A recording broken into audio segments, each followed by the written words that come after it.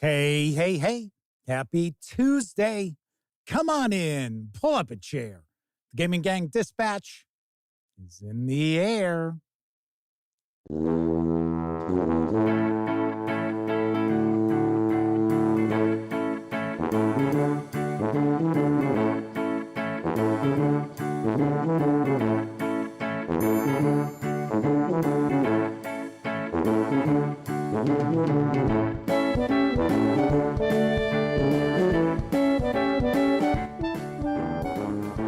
Howdy, gang, and welcome once again to the Duct Tape Studios. I'm Jeff McAleer, your host, here at the Gaming Gang Dispatch, brought to you by, incredibly enough, thegaminggang.com, of which I happen to be the founder and editor-in-chief. And more incredibly enough, all month long, the Dispatch is sponsored by Roll-A-Crit, home of the newly redesigned Bag of Holding. Yes, we'll talk about that in just a few moments. But welcome aboard, everybody. It is Tuesday, August 20th, 2024. This is live stream number 1088. I got to point out, it is like really humid down here in the Duct Tape Studios tonight. I'm like, what the hell? It's like, geez. And uncomfortable. And the funny thing is, it's not as if it's really hot outside. Although later on this week in the Chicago area, we're supposed to get back into the 90s. So that'll be fairly warm. But anywho, welcome aboard. If you're not overly familiar with the show, let me point out, super casual around here. We just hang out talking about the latest in tabletop gaming news. And then I will normally pontificate about a topic related to our hobby, which is what I'll be doing tonight. In fact, just going to chat a bit about various different action resolution mechanics from role-playing games. I'm going to share some of my favorites as well. And of course, if you are watching live, I hope you'll take part in the conversation as well. Now, that is in just a bit. Of course, when you're not watching videos on the Gaming Gang channel, be sure to visit gaminggang.com for all latest in tabletop gaming news, reviews, and a whole lot more you are not going to find here on YouTube. You know the drill.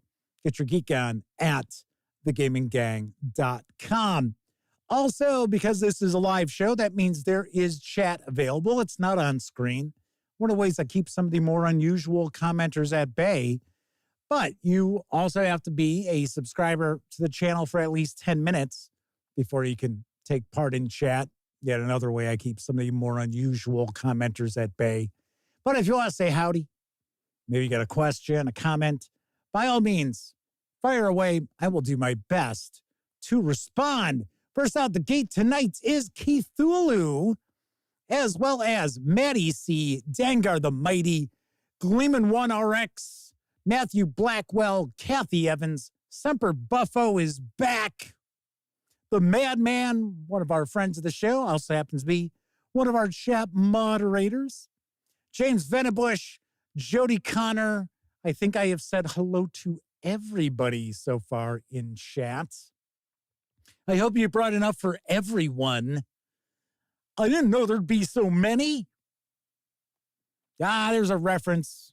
That's a real blast from the past. Let's see who's first out the gate to catch that reference. What's that in your mouth? Nothing. Nothing, eh? Lyle? Chewing gum, eh?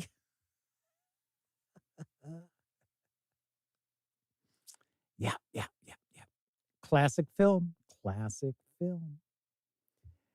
So anyway, just seeing who's popping on in, saying hello. I would also assume that the lovely and talented Miss Sarah D is also lurking in the shadows, another of our chat moderators, making sure that everybody stays in line. So it's like, there you go, Cthulhu. Boy, is he strict.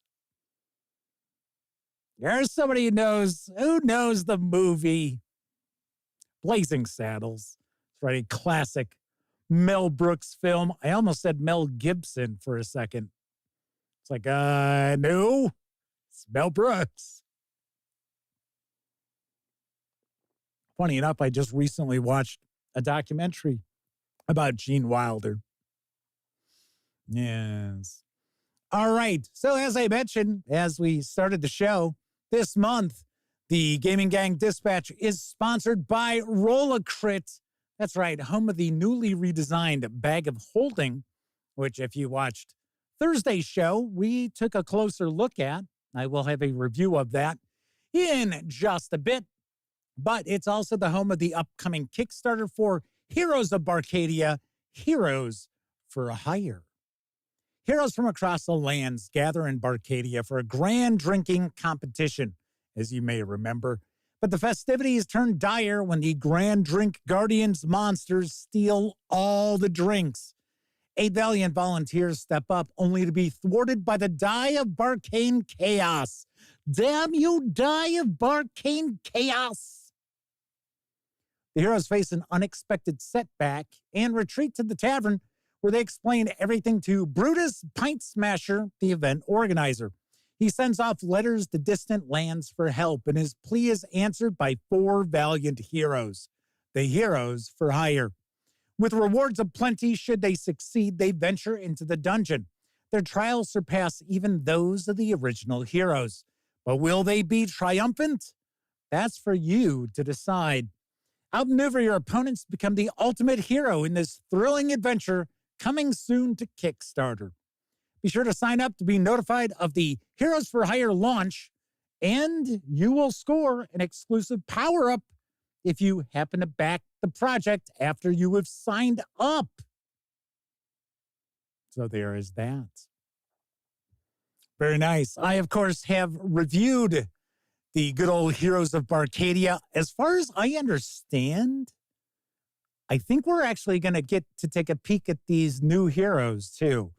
That's what I'm hearing a little bit through the grapevine from the fine folks over at Rolacrit. Very nice. Very cool.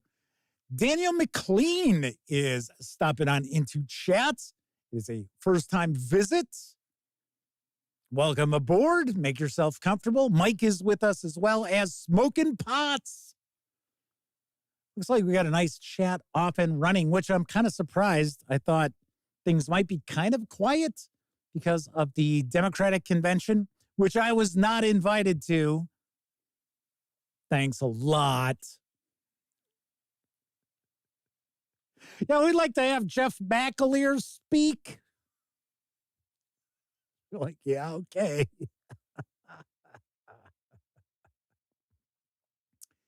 Daniel McLean asks, do we get to make personal favorite mentions through chat? I'm not sure what you mean by that. It's like, hey, my favorite streamers are this guy, this girl. Zoinks. Don't know. Let's dive on into the news because I've got quite a bit of it tonight. Well, I've got the same amount as I always do. I've got 5 news items. First off, now available in print and PDF, over at Exalted Funeral is Forsaken from author Kyle Tam. Here's what I know. Hope is a flame in the darkness, lighting a path to tomorrow. You are venerated and celebrated by all. Raised in darkness, unloved, tasked to create a paradise for your people, yet existing without purpose. Each day spent in ceaseless combat, vanquishing the minions of darkness. Each day spent in mind-numbing misery, longing for that which you can't comprehend. Until that hopeful day, you receive the book and a letter. Between reality and fantasy, between imprisonment and freedom, between the nameless and the venerated, they are the ones the world left behind, the ones who must fight for their own tomorrow. They are Forsaken. Forsaken is a game about changing the world with the power of storytelling. You are famed heroes and nameless children, each seeking to define themselves in a world that has condemned you to servitude. You'll need several 6-sided dice, makeshift tokens, and 1 to 4 other players to get started. One of you will act as the game master, improvising the actions of friends, strangers, and enemies, as well as setting the scenes you'll be playing in. The other players will become the Forsaken, creating their own characters and moving the story forward between the kingdom and the city. This includes everything you'll need to play Forsaken, including In the Town of Bremen, an introductory adventure. And this digital package includes the PDF and ebook if you go in that direction. The 32-page zine, which does include the PDF, carries an MSRP of $18. You can grab just the PDF alone, which once again includes PDF and ebook. So your preferred method of reading digital books is going to be taken care of. Is $11. Pretty sweet. Pretty sweet. Yes. Daniel McLean says, oh, so resolution mechanics as per the title. Yes, most definitely. You might have tuned in just a second behind me saying, I hope everybody takes part in the conversation because, I'm kind of curious what your favorite action resolution mechanics are. Toon Jerowich is joining us from Thailand. Well, welcome aboard. I believe it is another first-time visitor in chat. So let's make them very welcome. So this is a pretty interesting sounding kind of, it seems more like a storytelling game as opposed to maybe like a straight out tabletop role-playing game. But it did pique my interest. So it is a brand new release over at Exalted Funeral. On to the next news piece. November is going to see the arrival of Path of Glory for the Dragonbane role-playing game. I've got the skinny from Free League Publishing. Coming to the legendary Dead Forest in search of treasure, glory, and a solution to the ancient curse laying waste to the forest, the adventurers soon find themselves embroiled in an epic conflict reaching back to the very foundations of the world. The quest will take the adventurers through the depths of the forest, under the mountain, and into a strange new land where the fate of the world will be determined. Path of Glory was the first major adventure campaign released for the original Swedish edition of the Dragonbane role-playing game, Drakar och Dimara, or something along those lines, in 3 installments during 1985 and 1986. 2 very good years, I must say. The Dead Forest, Gates of Power, and Heart of Darkness. This new edition, reimagined and updated by Free League and original author Roger Unhagen, collects the trilogy in a single volume. This full-color hardback edition has been given completely new illustrations by David Brasgala and new cover art by Johan Egerkrans. The rules are fully updated to the latest edition of Dragonbane, and the book includes a large double-sided map by Francesca Berald. The hardcover with PDF is going to carry an MSRP of $39.99. It is supposed to land in stores on November 12th. I'm hearing 2 different things, though. I have also heard that this was coming out in September, but according to my connections with distributors here in the U.S., they are indicating November 12th. So still a little ways off. I'm going to take a guess. The PDF alone will be available over at DriveThruRPG for $19.99 is going to be my guess. W. Forge, Kevin R. Smith, and Tony Urquides are with us tonight. Welcome to you. Good to see you once again. I'm excited to see this. Unfortunately, as of today, my contact with Free League Publishing has moved on. Sadly enough, I have worked with her for quite some time. She left actually once before for about 6 months and then came back. But Free League Publishing is like some of the other companies out there now utilizing a PR company. So, I've been dealing with them. They've been fine. They've actually sent along review copies for us. So I'm going to assume we will have an opportunity to dive deep into Path of Glory. Should also mention that I want to say it's on Humble Bundle. Because I saw this the other day, and then I went and looked today and I didn't see it, but I looked at books, so maybe that's why it didn't pop up. But there is a bundle out there for Free League Publishing releases for the Alchemy virtual tabletop. And it has tons of stuff. It's got Dragonbane. It's got Alien. It has Blade Runner, if I remember correctly. I think it even has like Coriolis, the previous edition, not the one that just kickstarted not too long ago. So I'm like, yeah, kind of interesting. I know nothing about alchemy, either the science or pseudoscience or the BTT.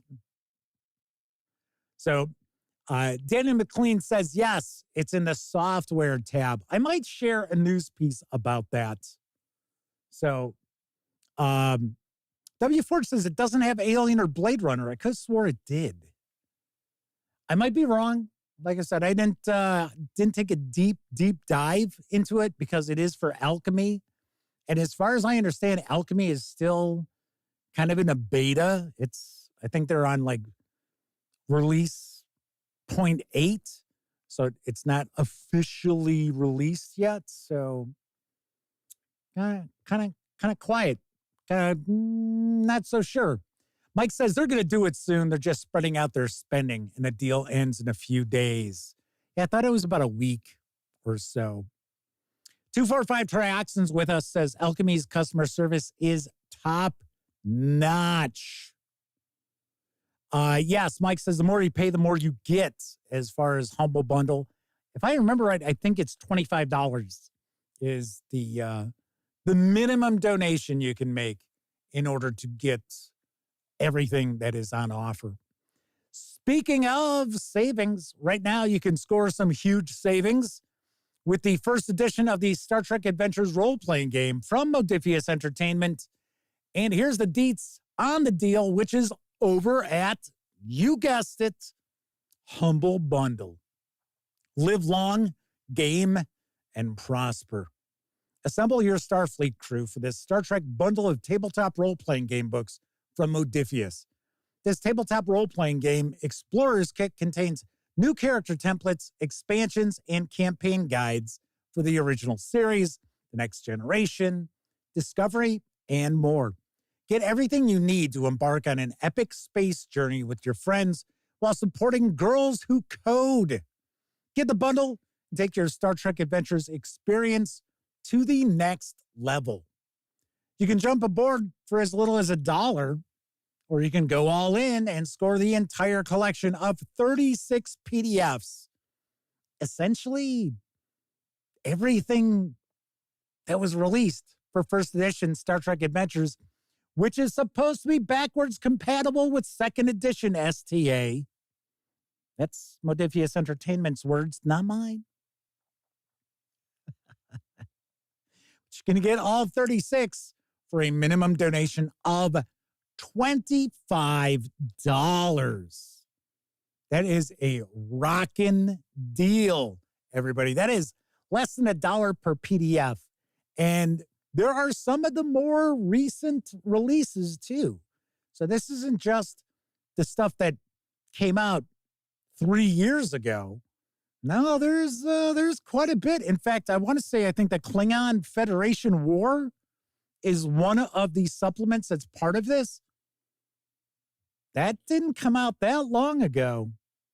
So if you are diving on into Star Trek Adventures 2nd Edition, which I am attempting to do, Modiphius Entertainment is kind of doing that same thing where they're kind of using an outside company and kind of not on certain things. So I'm trying to find out who I need to talk to get a peek at the 2nd edition of Star Trek Adventures. But if you have dove in, definitely take a peek at this because there are some excellent deals going on over at Humble Bundle. That is for certain. Kevin R. Smith says, problem is you have to have alchemy to take advantage of that bundle. I saw that. I was kind of surprised. Didn't indicate anything about getting a copy of alchemy. So I was like, don't know. Don't know. W4 says, if you get that bundle, they allow you to download the PDFs, but they think they're removing that aspect of it today. Wow, that's pretty wild. All right, so there's a discussion of a couple of money-saving offers for you out there. One for Star Trek Adventures and one for a slew of Free League Publishing stuff. There's a new edition of the Dungeon Crawl Classics adventure Inferno Road, which has landed from Doug Kovacs and Space Penguin Inc.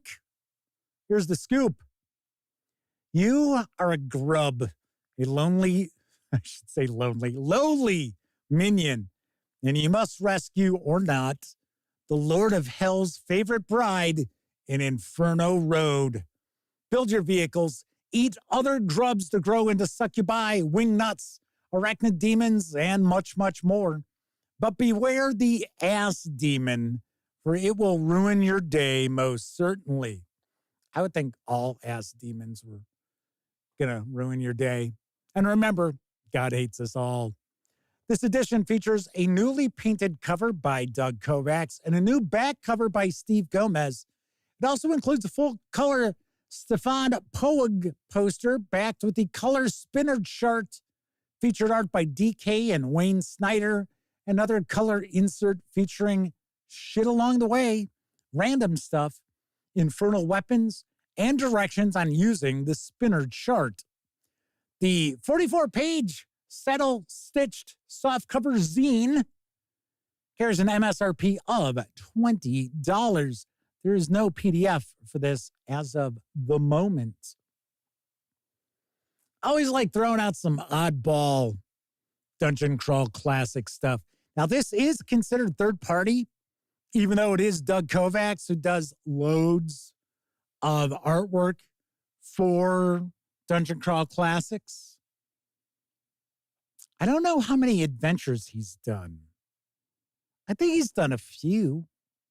It's usually like Harley Stroh and Michael Curtis that I see a lot of stuff for Dungeon Crawl Classics. In fact, I know the adventure that's on the horizon that isn't even on their website yet is a Harley Stroh adventure.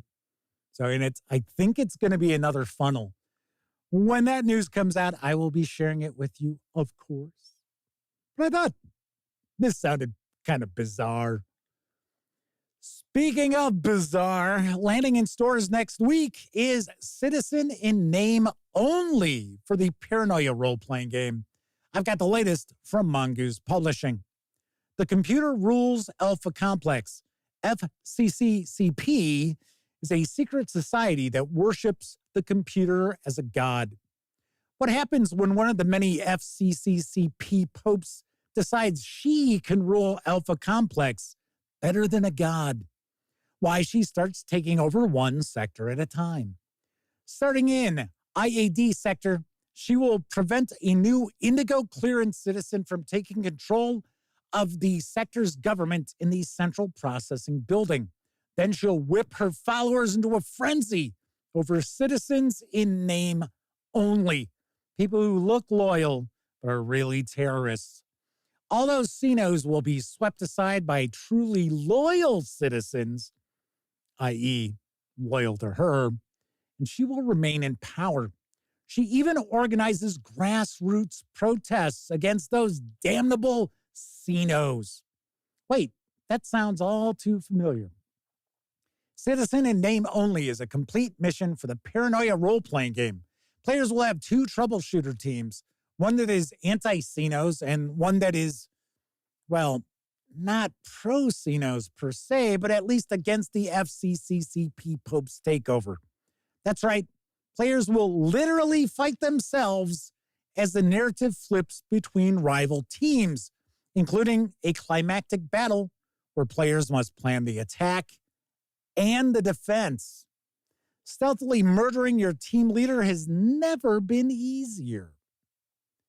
The 32-page softcover with PDF will carry an MSRP of $19.99. You can grab the PDF over at DriveThruRPG right now for $11.99. Very cool. Very nice. Always good to see new adventures coming out for Paranoia and Traveler. Yay. Very cool. W. Forge points out there's a bunch of good stuff to download in that Free League Publishing Humble Bundle.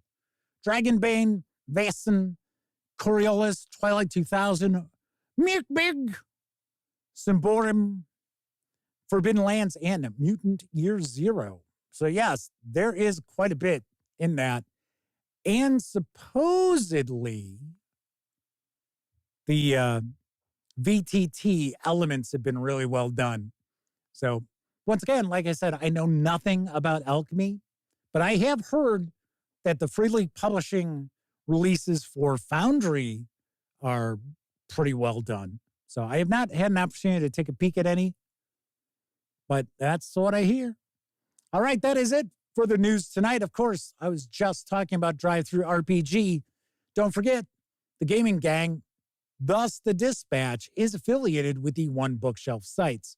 So if you are going to visit, say, DriveThruRPG, Storyteller's Vault, Dungeon Masters Guild, Board Game Vault, what have you, please stop by gaminggang.com first. Click on one of our banner ads. That way, if you happen to make a purchase, I get a small portion of that sale. Those nickels, dimes, and quarters really do add up and help keep the gaminggang.com around. Also, if you like this video, if you like the video, if you dig the channel, if you find the gaminggang.com to be a valuable resource, hell, if you just like what we do, you can always stop on by paypal.me/thegaminggang and make a small donation. Hell, you can buy me a 2-liter bottle of soda.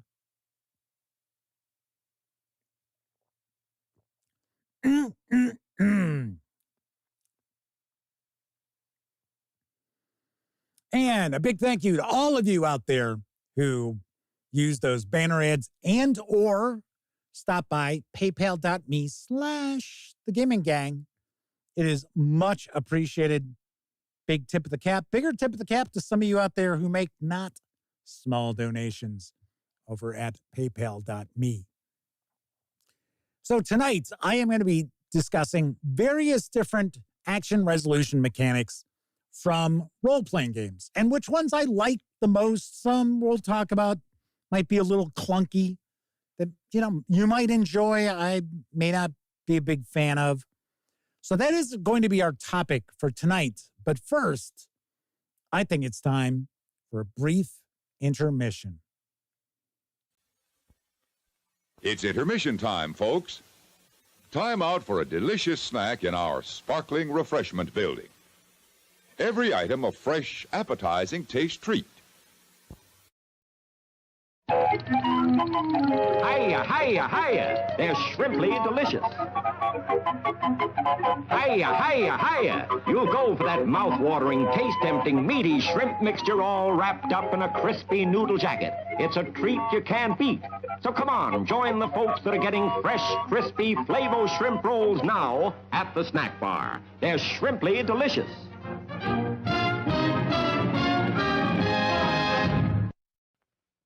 More coffee, Tom? No, thanks, dear. Try one of these Geno's pizza rolls, Brad. They're great. Okay. It's a nice party, Mrs. Clark.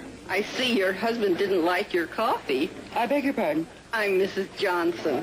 You should try my coffee. Look, I don't know who you are or how you got into my house, but you take your coffee and leave, okay? What's that? Beats me.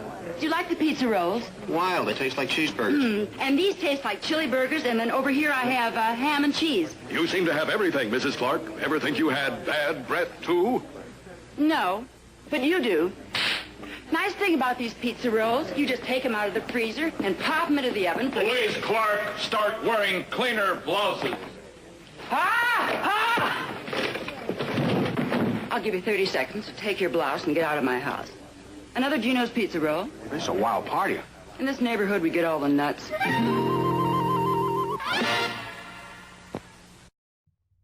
Come below, the Wilkins coffee's ready. I don't like coffee. Okay, Mac, have some water. I must have said the wrong thing.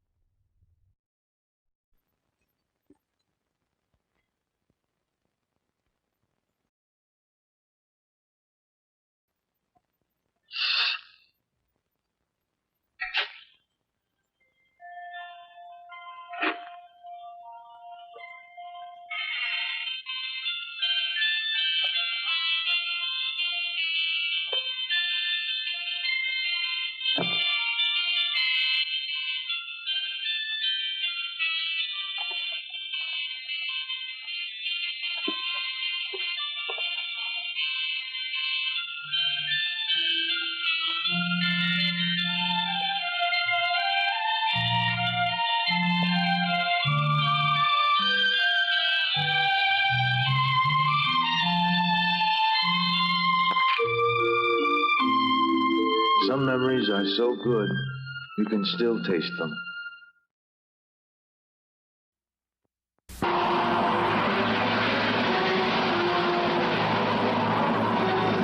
John Cacorn was the first man to be set up in a satellite and ejected back to Earth. Something's wrong. I'm falling too fast. Goldenrod, I'm in trouble. The jets aren't breaking my speed.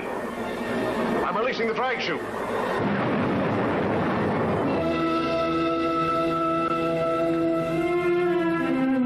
7 hours and his blood is still alive.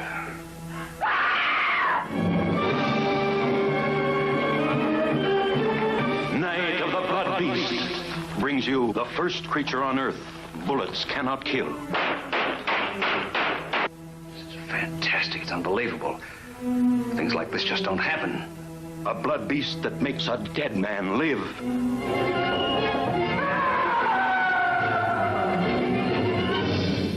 Dr. Wyman, half his head's gone. A blood beast that feasts on Earth scientists. The first satellite creature to impregnate man with its chromosomes. It's true. I can feel it inside. The first exploration into living space, exposing secrets too horrifying to reveal. You'll know days of nerve-straining suspense. It's first-degree terror when you see Night of the Blood Beast.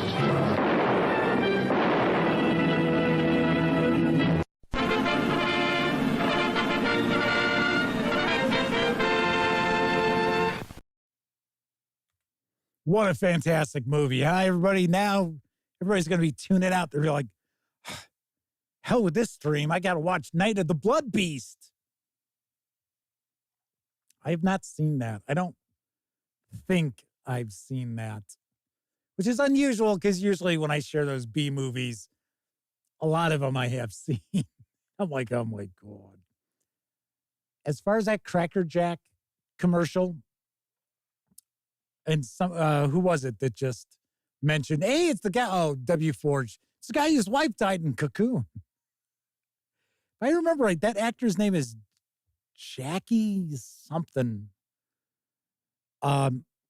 He was in a bunch of Cracker Jack commercials, and he never speaks, but it's always him somehow getting his hands on other people's Cracker Jack. I'll probably share some of those over the next few days. You can see exactly what I'm talking about. But I will say, the commercial that we just saw for Cracker Jack, that actually won a Clio. That was a big award-winning commercial back in the day. Pretty wild. Kind of cool. Kind of cool. All right, so we're going to get into our topic in just a couple of moments. Did want to mention, if you haven't noticed, quite a few videos popped up over the past few days. I shared my review of Cthulhu by Gaslight's Investigator's Guide.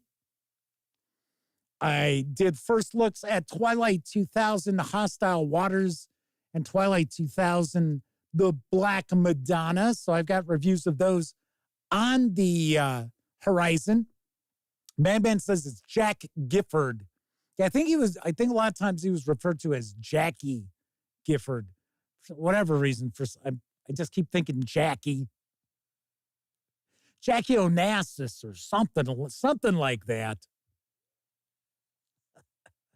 B Cafe is with us in chat. Good to see you.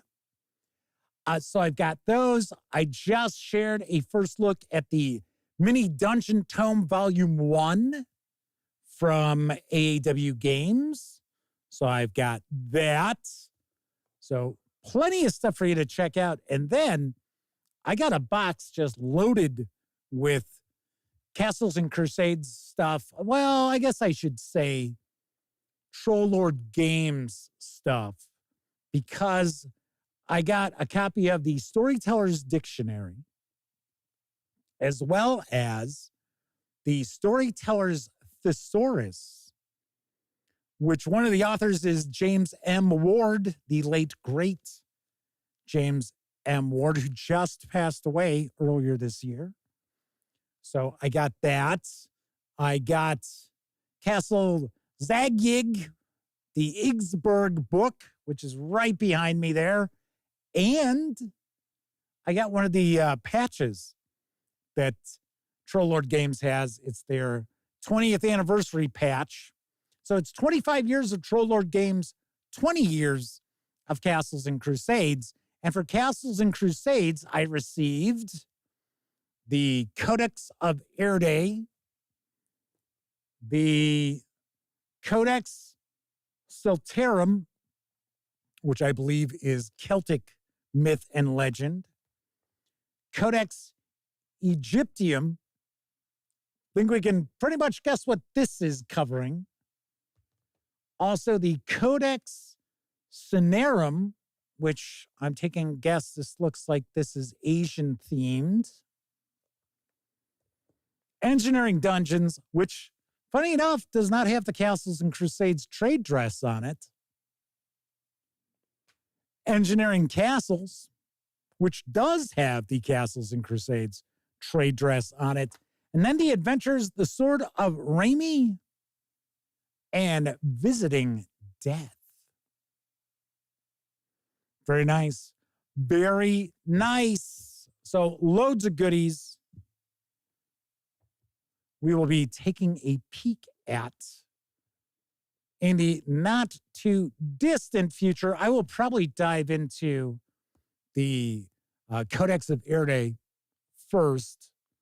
And I believe that this is part of the new trade dress that we're going to see for the new print runs.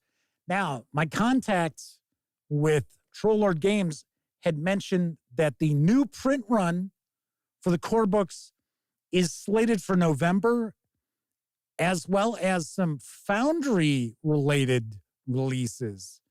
So I know they have been working on a official Foundry release for Castles and Crusades, because I believe what's currently available is just a fan-made one, which the reality is most of these official modules for Foundry start off as fan-made, and then these publishers see what a great job was done, and they're like, how about we have you work on ours? Which is what Cubicle 7 Entertainment did for Warhammer Fantasy Roleplay. Speaking of, should also mention that we have 3 players who have reserved spots so far for the Foundry Warhammer Fantasy Role-Playing game that I am going to be running starting next month. So if you reached out and I have not gotten back to you, I have seen your email. I just have to, I'm behind on some of my emails because this weekend we had to, our over-the-range microwave crapped out. So, of course, you're never going to find another over-the-range microwave that's got the same exact hole lineup and stuff. So, yeah, that was an experience. Let's say that. Anyway, so Gleam 1RX says 2025 is a great time for Castles and Crusades. Any time is a good time for Castles and Crusades. Yeah. Hey, you know what? If they were to like actually release a really solid module for Foundry, I would consider porting over some like classic AD&D adventures and running them, because I've been spending a lot of time brushing up on WIFRIP as well as diving into Foundry and Warhammer Fantasy Roleplay for Foundry. So that is how I've been spending my evenings. So catching up, getting there. I will also point out that if you are going to join us for the Warhammer Fantasy Roleplay experience, keep in mind, I am not like very well versed in the lore. So don't be expecting like, oh, geez, Jeff, how could you say it's, Emperor Karl Franz the First or whatever, you should know it's, all right, whatever. So stay tuned. Stay tuned for that. And if you are interested, it is going to be Monday nights at 7 p.m. Central, and looking at doing about 4 hours, 3.5, 4 hours per session every other Monday. So there is that.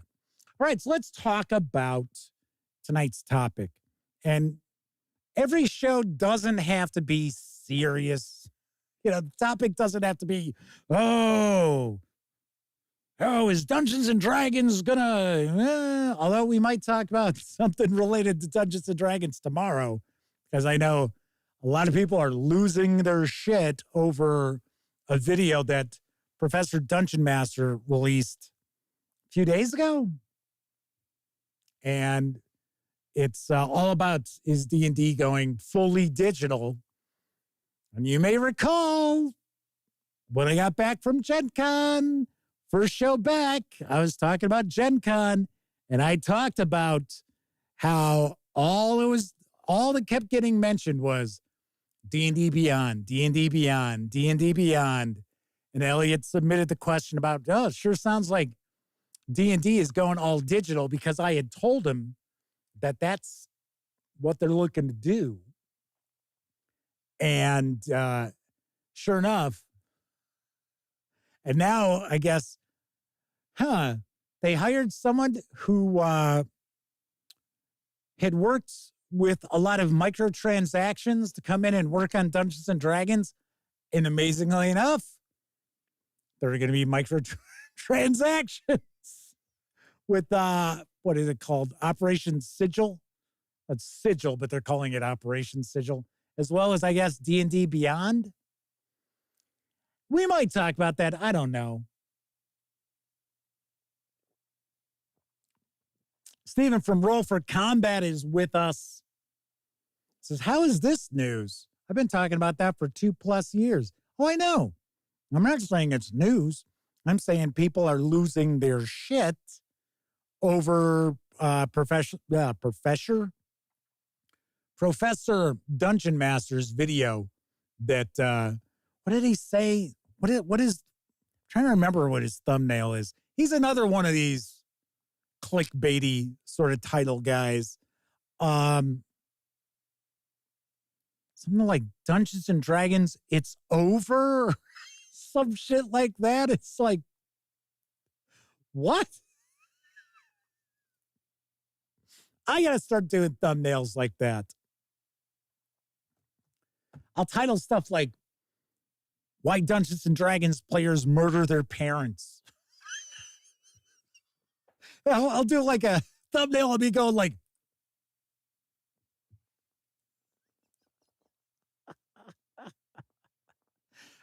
Matthew Constantine says, I don't even want to play games. I actually like online.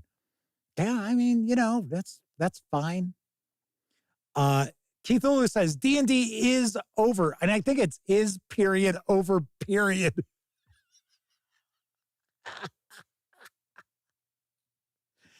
Hey, yeah, that's... I don't have anything against Professor Dungeon Master. I told you I was standing behind him at Gen Con getting our press passes, and I didn't recognize him. Well, I recognize him as, I've seen this guy. I've seen this guy someplace. Where do I know this guy from? And then as he was walking away, I was like, oh, yeah, that's it. Dean Winmuller is with us. Hopefully I've come close to pronouncing that right. Says, if it goes digital, it's all over as far as my playing it is concerned. Geez, what are we trying to do? Change tonight's topic? In midstream?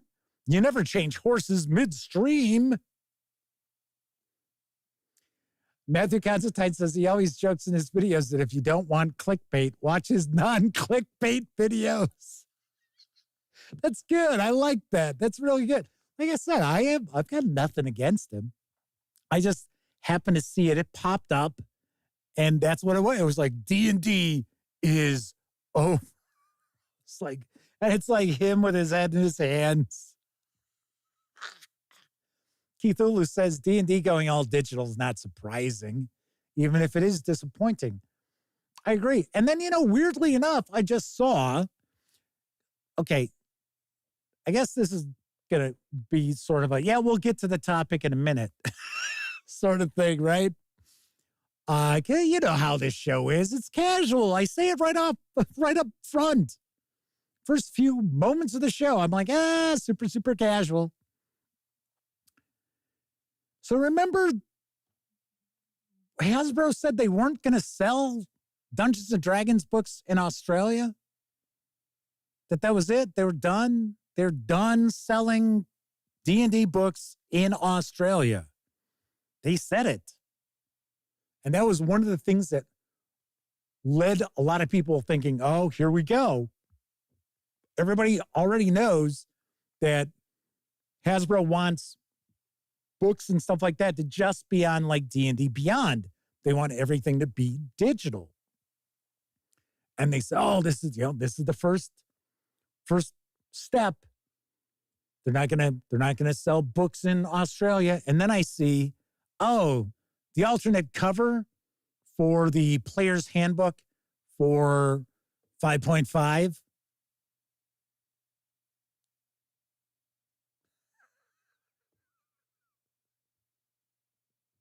Yes, Dungeons & Dragons 2024 is delayed. And they showed the release dates for Australia. It was like, wait a second. I thought they just said they weren't going to sell them in Australia. And interestingly enough, I think if I remember correctly, it said it was October 24th, my birthday. So if you are down under and planning on picking up that player's handbook, wish me a happy birthday when you go buy it. Dean says, that's why we love the show. It's casual. Yes. Daniel McLean says, as an Aussie, this is news. Yeah, this was something that was revealed, gotta be at least 6 months ago. That they had just said, they weren't going to sell physical books in Australia. I don't know. Matthew Constantine says, maybe Australia will switch to better games. Well, to be honest, I thought the reasoning behind that was probably shipping. I thought that was probably it. So, don't know. I just thought it was funny. Steven from Roll for Combat says they just did a video on this today. Are we talking about books being sold in Australia? Gleam1 RX says, I'm pretty sure it was Brazil. Now, I know the Brazil story. This was prior to that they were saying that they weren't going to be selling Dungeons & Dragons books any longer, physical books in Australia. So, I don't know. Danny McLean says they're Pathfinder apologists, so no biggie. Well, I should also point out that Paizo Inc. and I are not on great terms at the moment. So I guess I should point this out. So the person who used to handle their marketing and everything, always very nice, super cool, went out of his way to say hello to me at Gen Con, even if I was not doing an interview with him. Always very complimentary. Well, he got bumped up. So they had someone else come in and take over. And Aaron Shanks is the person who had been the one always like, hey, Jeff.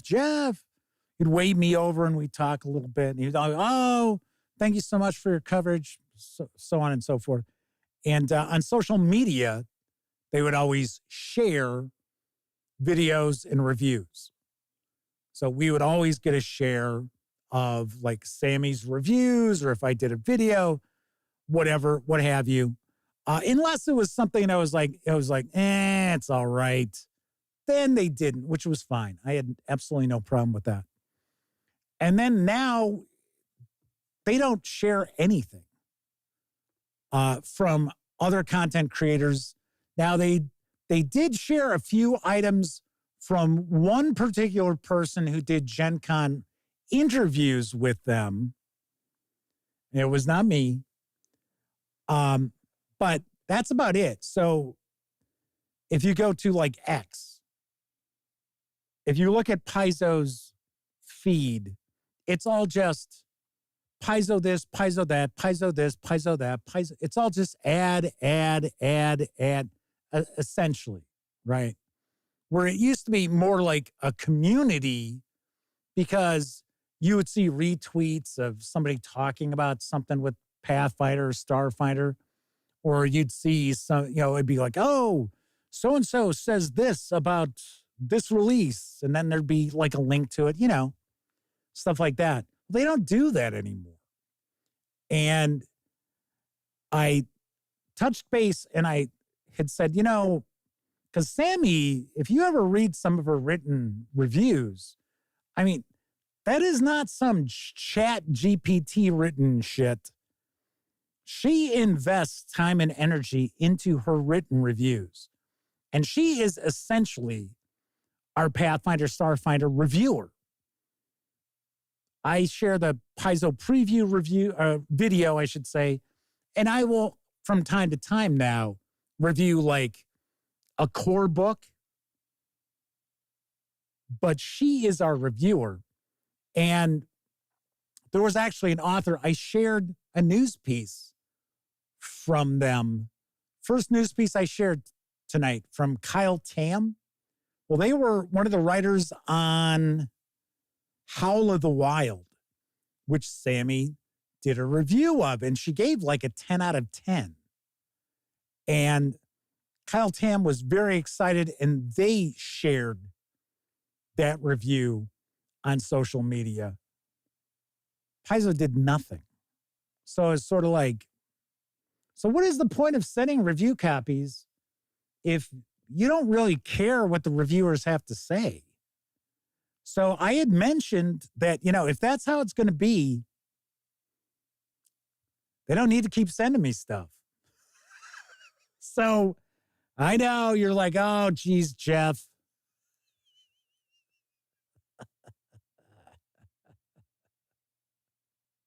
Like, what are you causing trouble for? I'm not causing trouble. It's just, I've got a correspondent who works very hard, and it's obvious that she works very hard on these written reviews. And then it's like, whatever, who cares? Sort of like, hey, you know what? There's a lot of companies out there who would love to have that sort of coverage. And I guarantee they'd be sharing stuff. Just like, just wait.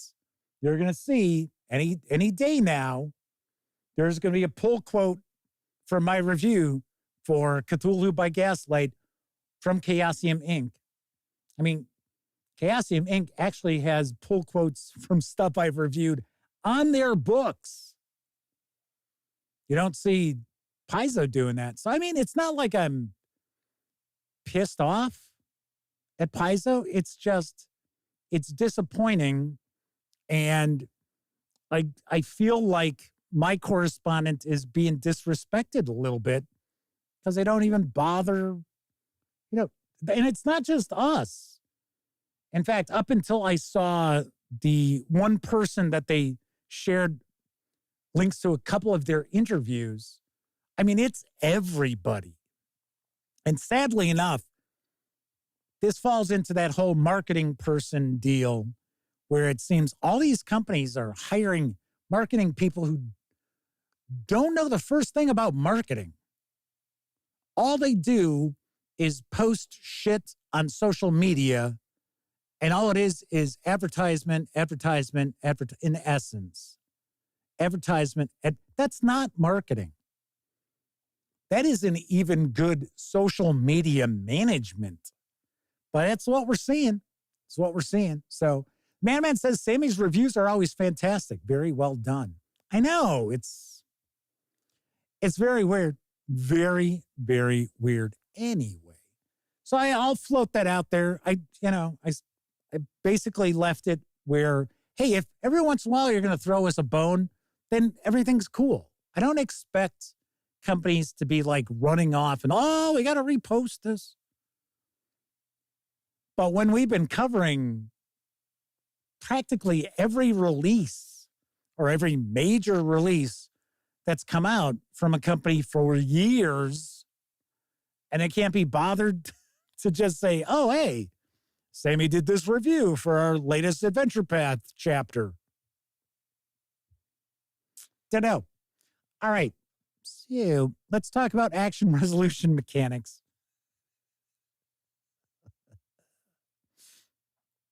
First one, obviously enough, the D20. Roll high on a D20. So many role-playing games, including 5e Dungeons & Dragons and Pathfinder 2nd Edition, are roll high, and you have a difficulty number, a challenge number. Most of the time they change. Sometimes it's just DC, which is, was it difficulty class, if I remember correctly? Sometimes it just stick with that no matter, what it is. Whereas it is a set number. So if something is easily achieved, it's like 5 or more. If it's average difficulty, it's 10 or more. And you're normally going to be adding modifiers to a 20-sided die. Or you might add penalties to the 20-sided die. So you are looking to roll equal to or higher to succeed. So something's been around for a long time. It is probably one of the most utilized action resolution mechanics out there. Now, funny enough, that was not always the case for Dungeons & Dragons.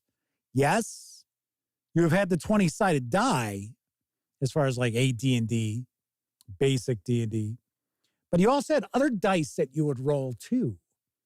So like you would have unsticking a door, right? Depending on your strength, you would roll a 6-sided die. And if your strength was like 14, something like that, be 1 in 6. And then it would go up to like 5 out of 6, if I remember right. Because I think an 1800 strength still had an opportunity of not pushing a door open or whatever. And then we had like bend bars, percentile dice, thieves skills, percentile dice. So there was a mix of various different die rolls that you'd be utilizing for success or failure. So, and that is one of the reasons why some people like don't care for earlier D&D. Well, we won't even get into THAC0, but because it's not a uniform system for action resolution. Depending on what you're trying to do, you roll different kinds of dice.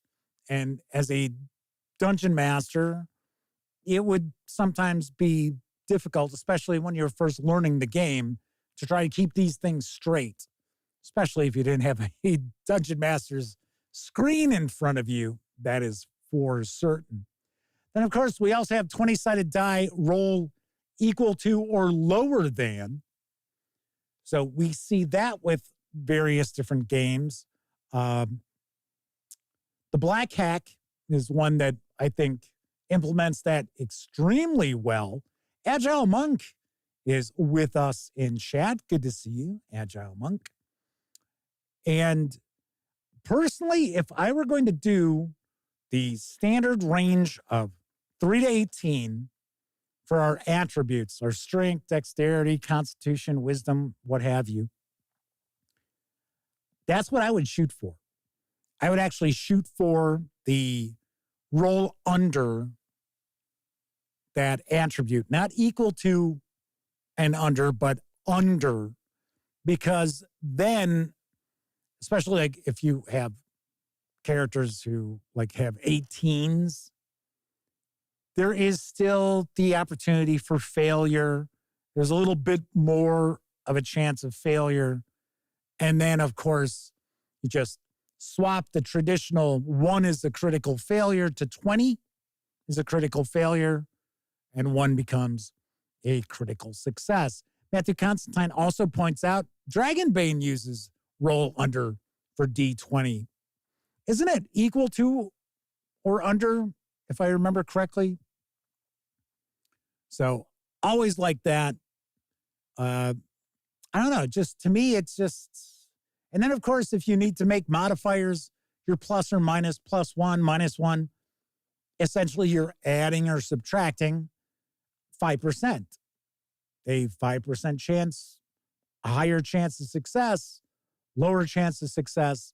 That's all the +1 does. +2 is plus 10%. I will say that the D20 mechanics are not as intuitive as percentile dice. So your percentile dice, or what people refer to as D100, like Call of Cthulhu, RuneQuest, well, Pendragon is a D20, but it's along that same, roll under sort of thing.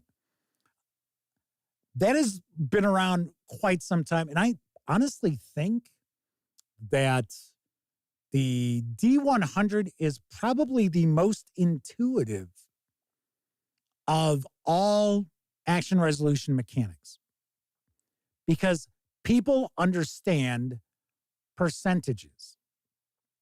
They don't need to be able to understand them like a mathematician, right? They don't need to be able to sit there and be like, okay, so 30% times 60% times 14% equals, no, they don't need that. I can't do that in my head, just so you know. But as far as, okay, so I've got a skill of 45%. So about half the time, little less than half the time, I should succeed if it's something which is of, say, an average complexity or average difficulty for me to achieve. Now, one thing that I mention, and I say it quite often, I am not a fan of 7th edition Call of Cthulhu doing the, hard and extreme.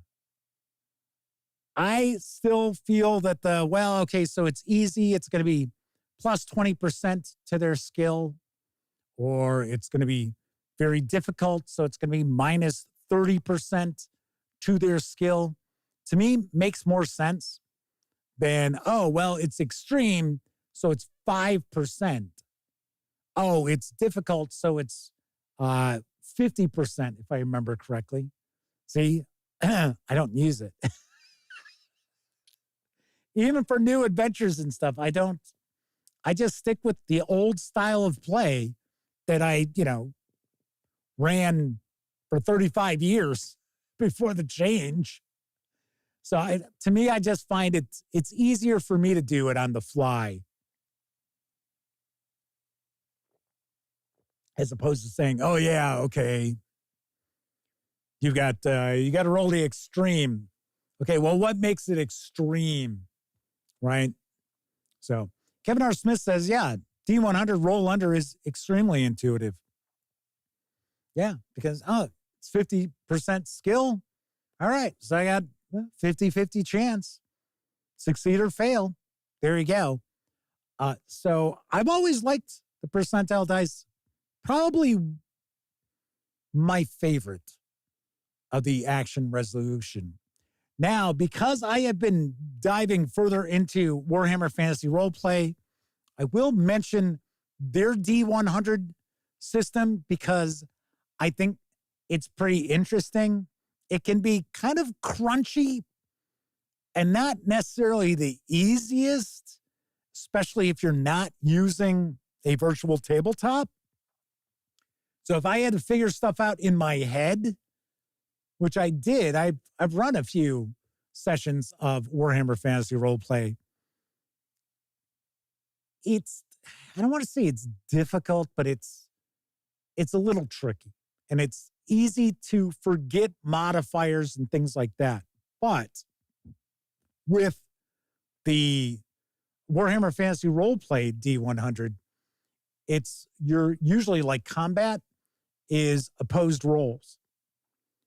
So you're rolling, the opponent rolls, and then you're going to compare. So if you have, say, a 40 in a skill and you roll 10, it's a success, and you also have success levels. So I'm not going to get into like all the details, but one of the things I find interesting about it is that you actually end up rolling fewer dice in Warhammer Fantasy Roleplay than you would in combat for, say, Dungeons and Dragons. Because you attack, you roll your D100, the defender rolls their D100, and you compare the two. And whoever has the best success, even if you both fail, you could both fail, but somebody fails way worse. So you will actually damage them, right? So, and then there's critical hits.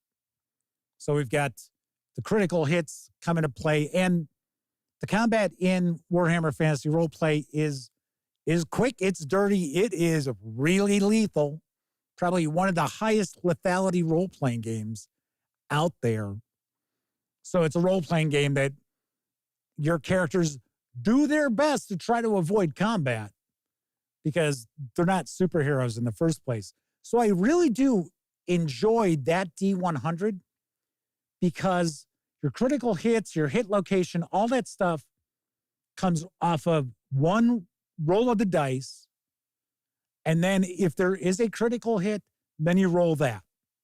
But your damage is simply the damage rating of the weapon plus the success level. And those are the wounds minus toughness and armor. But all in all, pretty cool. And if you are going to be playing Warhammer Fantasy Roleplay with me as your game master, you will get to learn that. You'll get to see that it is quick and dirty.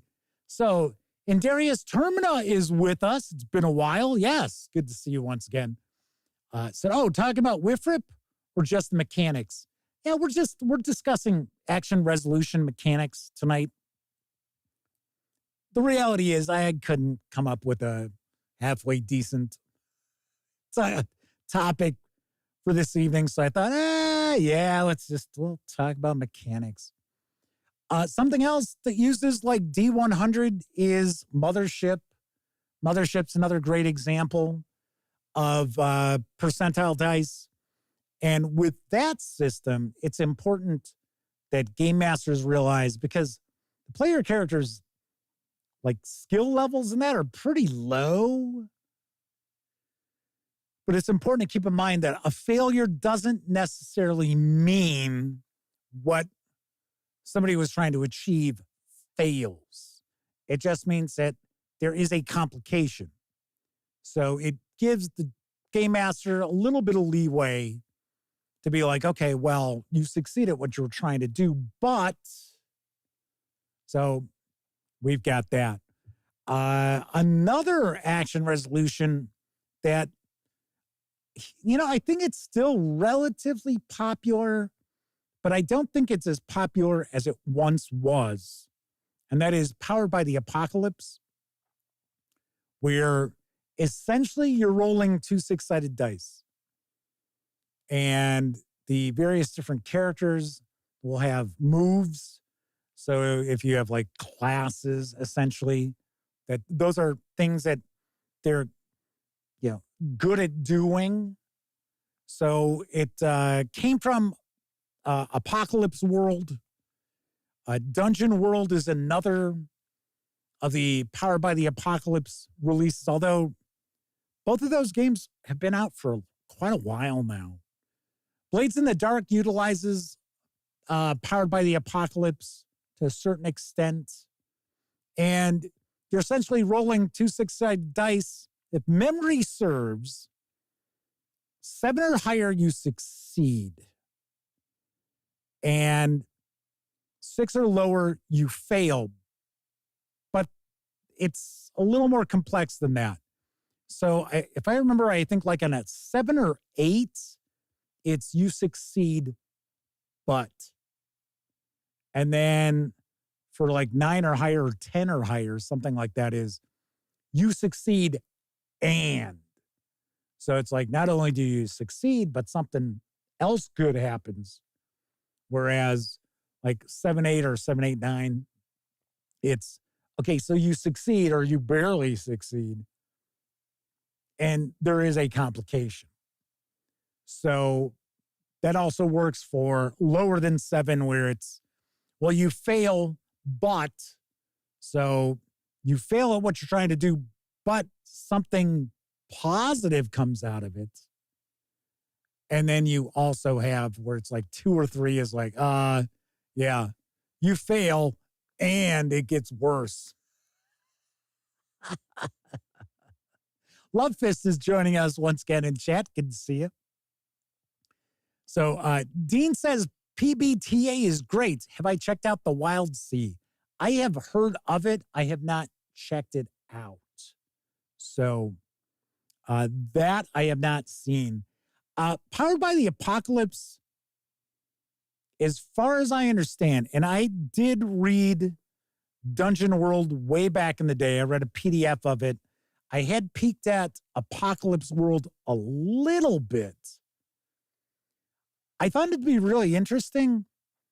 I would also say that most Powered by the Apocalypse games, now, once again, I've not checked out like Blades in the Dark, Band of Blades, anything along those lines. The more recent wave of games that are built on top of PBTA. It's a system that's pretty demanding of the game master and players, because for the most part, a lot of the like world building and things like that is both game master and players. And if I remember right, I think it was like Dungeon World was pretty much saying, start off with like practically nothing decided about your game world and then build it as you're playing. I don't know. I like to have a little, backstory that I can at least, even just as a game master, rely on in my head. So Matthew Constantine said they had a hard time wrapping their head around Powered by the Apocalypse. A lot of people do. Thirsty Sword Lesbians was the first one that presented the rules in a way that they got. Yeah, I believe that. That's a pretty popular system or game. I mean, the system really is PBTA. I have not had a chance to take a peek at it. There's some mention about Savage Worlds. So Savage Worlds, and by extension, games like Deadlands, utilize, oh my gosh, now I'm zoning out. 2 6-sided dice, right? Right? Why am I like, hold on, wait a second. It's been a while since I took a look at some Savage Worlds stuff. So it's like, Daniel McLean says, Genesis is awesome, not very well supported, unfortunately. Even Legend of Five Rings is like really hit or miss. Oh, and Darius Termina was talking about the card draw initiative. So, yes. But you know what? That's, I don't want to say common, but there are games that utilize that. Gotta say, we were just talking about Dragonbane. Dragonbane uses that. The initiative, it's not a deck of playing cards, but yes, there you go. The wild die is a 6-sided die. I was like, wait a second. It's so we also have, like, say, Year Zero engine, which normally will utilize 6-sided dice. So it's a dice pool. So I guess we'll expand that out to a dice pool action resolution mechanic. And it can be any kind of dice. Normally, there's 6-sided dice. So in a dice pool action resolution system, you'll have a certain number of dice based on, usually it's your attributes, your applicable attributes, what you're trying to do, and like a skill or a talent. And then that's going to tell you how many dice you've got, how many dice you get to roll. And what you're looking at there, so traditionally, the Year Zero engine is you need to roll a 6 for a success. And a lot of times, it doesn't matter how many 6s you roll. You just need to roll a 6 to succeed. Now, depending on the system itself, it might have a range of outcomes depending on how many 6s you roll. There is some tweaks that you can see in some of the like action resolution using D6 as far as a pool of dice where you might have 1s negate 6s. So you need to roll more 6s than 1s. I have seen that before. Rogue Thinker's with us in chat. Tunnels and Trolls. There you go. Really over the top for a dice pool. Yes. It could be like, 50 dice. I mean, there's rules to wean them down. But yeah, higher levels and things like that. It's Tunnels and Trolls would be like, wait a second. So we're rolling 48 dice and we're adding all of that up. Matthew Constantine says they like Year Zero. Alien's their favorite incarnation that they've played so far. I like Forbidden Lands. I think Forbidden Lands is very well done. That would also be something as far as like a virtual tabletop I would take a peek at because I do like that system. But something else with dice pool games, pretty easy for people to wrap their heads around. And then, some are, if you're rolling fewer dice, they tend to be 4, 5, 6 for a success, or maybe 5 or 6 for a success.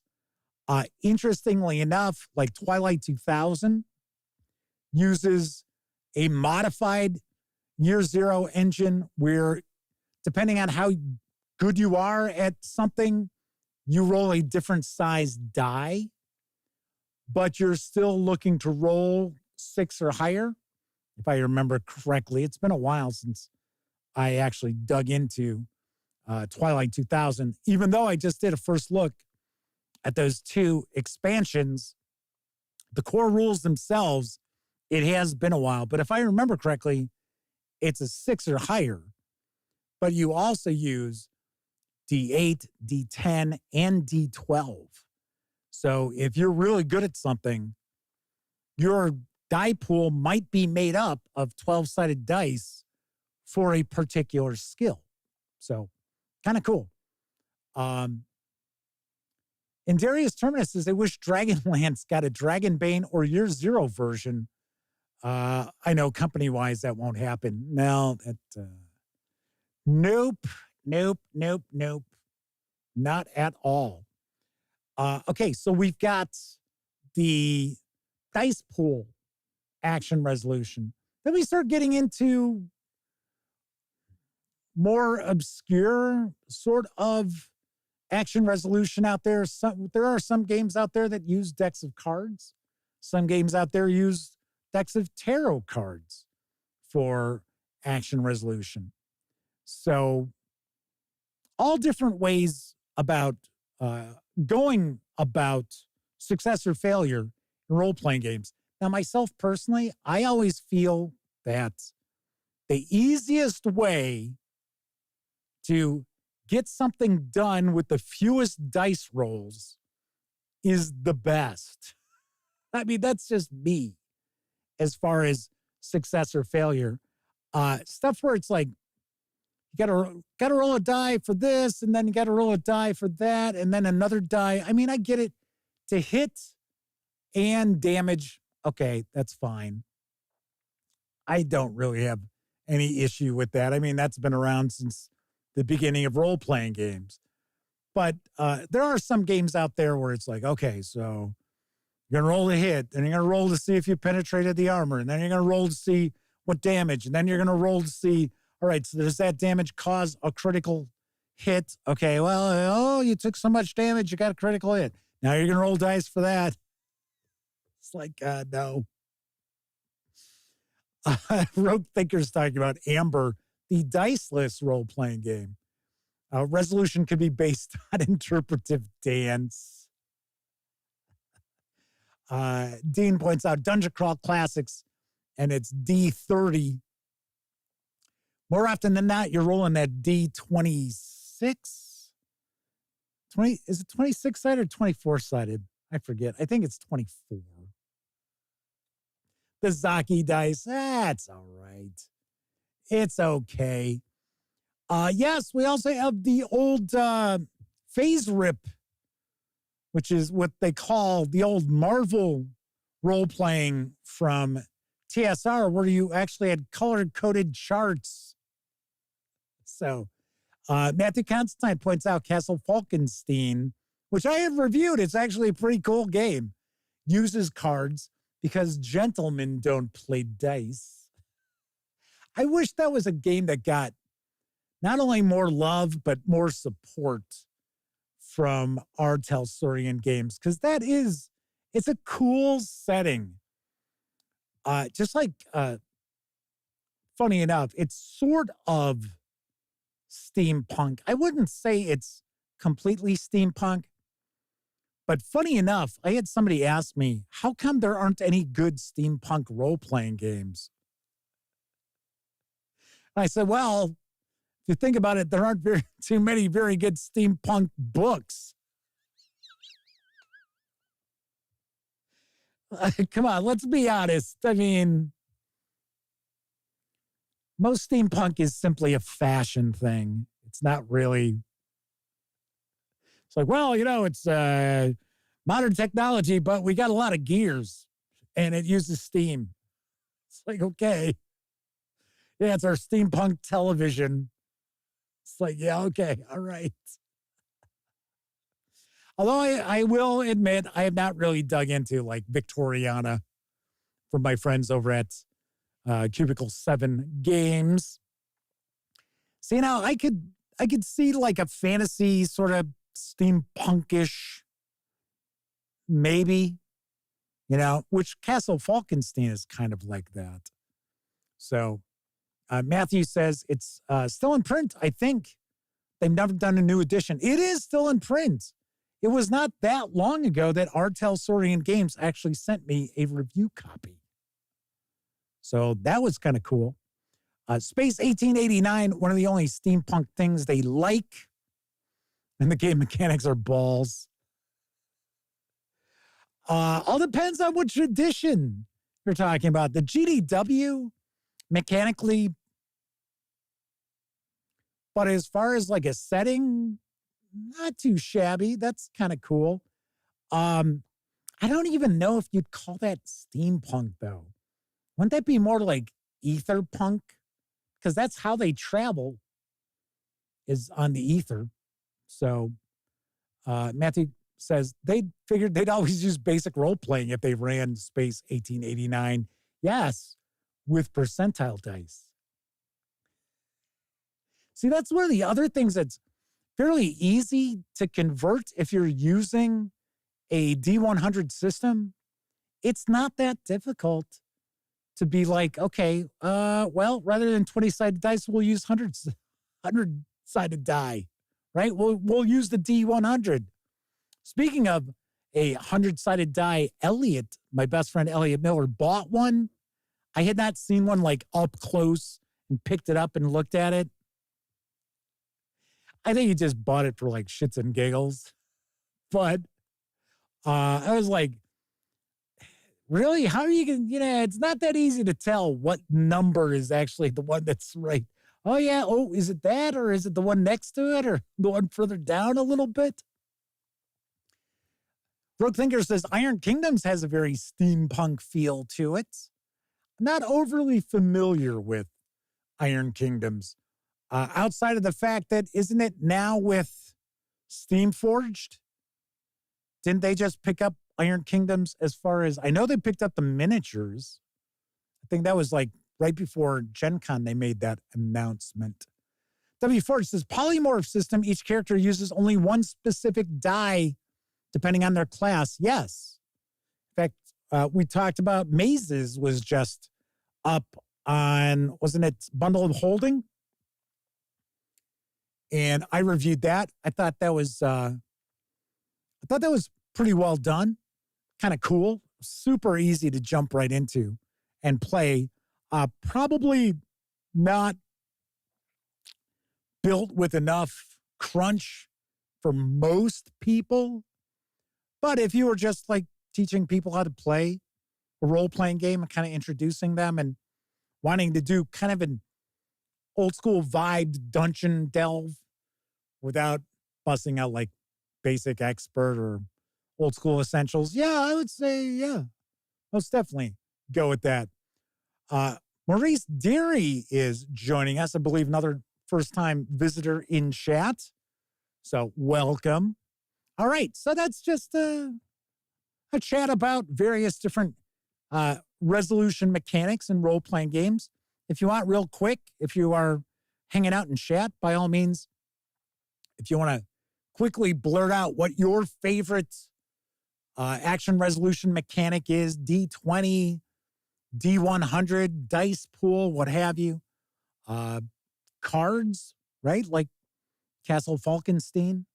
Let me know in chat. If you happen to be watching this after the fact, let me know in the comments section. I am curious. I'm curious what people actually dig. So, and then, of course, we also have like Powered by the Apocalypse or just 3 6-sided dice. There are games out there where it's okay, 3 6-sided dice. You've got, once again, it's very similar to the D20 mechanics of today, where it's like, okay, well, so here's your difficulty number. You have to exceed that or meet or exceed that. Funny enough, the original action resolution mechanics for Dave Arneson's Blackmore was 2 6-sided dice, and you had to roll under your skill. So the skills went from 0 to 12. So even if you had a 12 in a skill, if you rolled a 12, you failed. So that is also out there too. But I mean, to me, The roll under, it doesn't really matter what dice you're using. It could be a 20-sider. It could be 3 6-siders. Same with like the difficulty challenge, the DC number equal or higher. 20-sided die, it could be 3 6-sided dice. Doesn't really matter. It's all kind of the same. So my favorite is percentile dice. As I mentioned, I find it to be very intuitive, very easy for people to pick up, very easy if you're not dividing it by half and then dividing it by 10 or whatever with 7th edition Call of Cthulhu. I also find it very easy to be like, okay, it should be a little easier than average. Plus 10 to your skill. Oh, that's going to be pretty difficult. That's going to be minus 20. So, yes, W4 says, I remember in Traveler, he wanted to do something crazy. The saying was roll 2d6 and pray. But Dice Pool, I think, is probably the runner-up. Either that or the roll under the attribute.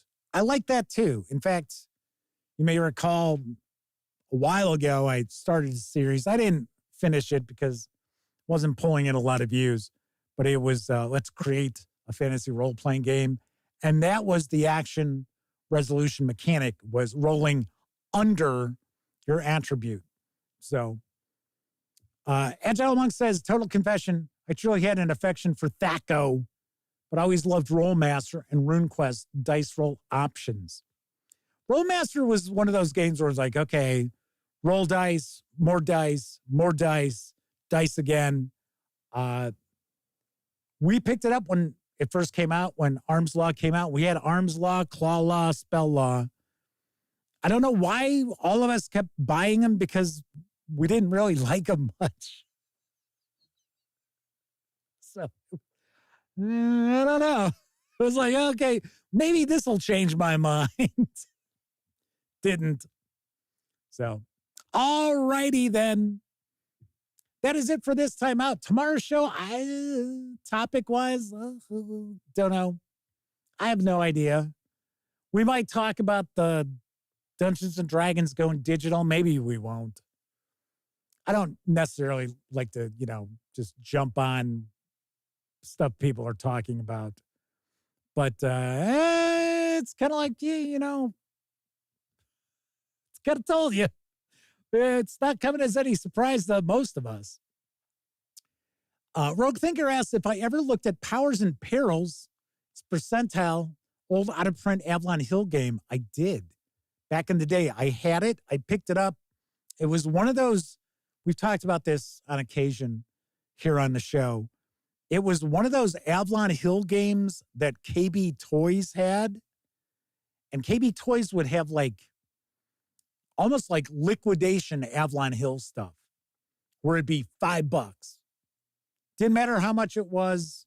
Originally, it was $5. And I remember picking that up. I don't remember a damn thing about it. But I do kind of recall the cover of it, though. So, and Avalon Hill, their role-playing game releases were, they weren't great, but they weren't absolutely awful. Just like I know there are a lot of people out there who actually like the Avalon Hill RuneQuest the best out of all of them, even though that was just a complete disaster as far as behind the scenes of it. But yes, I have seen it. I did own it way back in the day, probably early 80s, early to mid 80s. So, because I know I was in high school when I picked it up. All right. Anyway, like I said, that is it for this time out.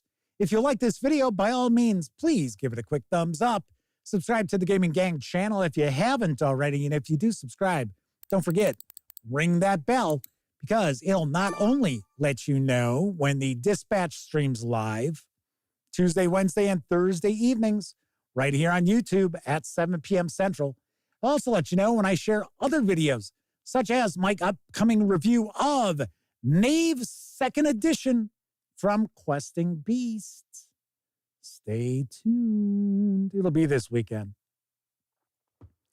But of course, when you're not watching videos on the Gaming Gang channel, be sure to visit thegaminggang.com for all the latest in tabletop gaming news, reviews, and a whole lot more you are not going to find here on YouTube.